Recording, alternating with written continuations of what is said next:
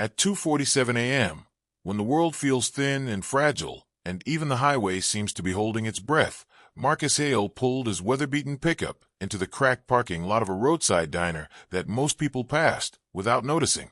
The kind of place that stayed open not because it was profitable, but because loneliness never closed. And Marcus, who had lived most of his 48 years wearing his silence like armor, only stopped there because sleep had abandoned him again, because the ghosts of bad decisions and broken years were louder at night, because coffee was cheaper than memories, and because routine was the only thing that kept his life from unraveling.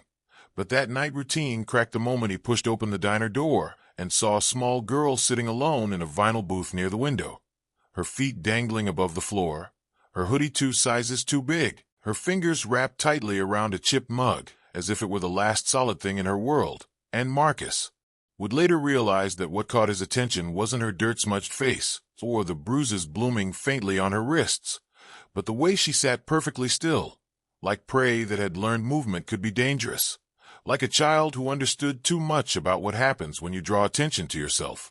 And he told himself, just like he had told himself 1,000 times before, that this wasn't his problem. That life had taught him very clearly what happened when you got involved, when you tried to fix things that were already broken.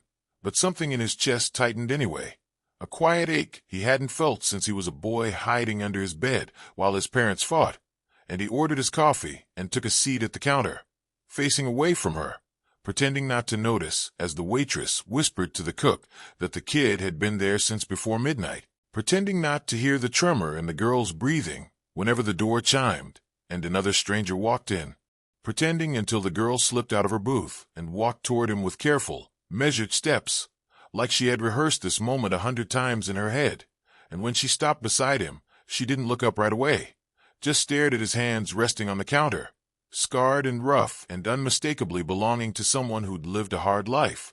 And she whispered, barely louder than the hum of the fluorescent lights, "Please don't call anyone." And Marcus felt something inside him shift, because fear has a particular sound to it. And this wasn't childish fear. This was survival. And when he turned to look at her, he saw tears carving clean lines through the dirt on her cheeks and eyes that were too old for her small frame.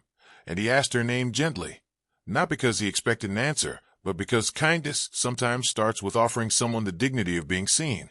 And she said her name was Nora, that she was 10 years old, and that her little brother was locked in a car outside, and that if Marcus called the police, the man who owned that car would hurt him.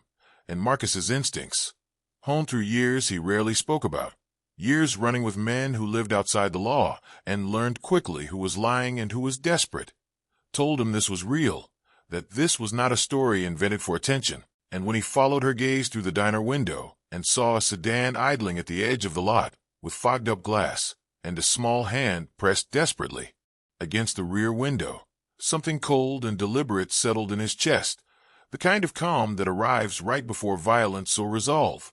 And Marcus knew he stood at a familiar crossroads, one he had avoided his entire adult life, where walking away would be easy and safe and morally indefensible, and staying would cost him something he couldn't yet calculate.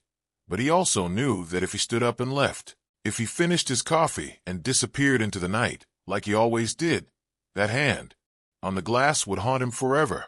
So he paid his tab, moved slowly, so as not to draw attention, and placed himself between Nora and the door just as a man stepped inside, clean-cut, confident, wearing the easy authority of someone used to being believed, the kind of man who smiled with his mouth, but not his eyes, and called Nora by a different name, and reached for her arm with practiced familiarity. And Marcus didn't raise his voice or make a scene. He simply said, "She doesn't look like. She wants to go with you." And the man's smile flickered, just for a fraction of a second, long enough for Marcus to know he was right. And what followed was not dramatic or loud, but heavy with tension, a slow collision between threat and refusal.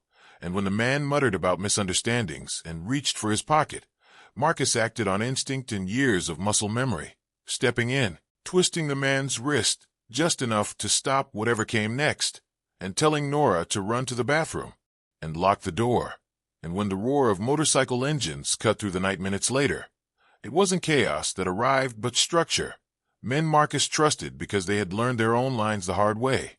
Men who knew that whatever laws they bent, there were some things you did not tolerate. And when state authorities finally arrived, when the truth spilled out in pieces that made the air feel heavier with every word, it became clear that Nora and her brother weren't the first, that the man who looked respectable and harmless had built his life on the assumption that children were invisible, that fear kept mouths shut and systems slow. And as dawn crept in, and the parking lot filled with flashing lights and quiet reunions and sobs that came from deep places, Marcus stood back, hands shoved into his jacket, watching Nora hold her brother like she might never let go again. And when she looked at him and smiled small, tired, but real, something inside Marcus finally cracked. Open, not painfully, but like ice breaking in spring. And in the months that followed he stayed involved, testified when asked, showed up when it mattered, learned that kindness wasn't about heroics or strength, but about choosing not to look away when it would be easier to disappear. And years later, when people spoke about that night, about the chain of events that saved lives and exposed monsters, Marcus never corrected them when they called him brave, but privately he knew the truth that bravery hadn't been standing up to danger. It had been staying present, allowing himself to care after a lifetime of learning not to. And that sometimes the smallest decision, to sit down, to listen, to say, I see you, is the one that changes everything. Because kindness doesn't announce itself. It doesn't ask for recognition. It simply steps into the dark and refuses to leave someone there alone.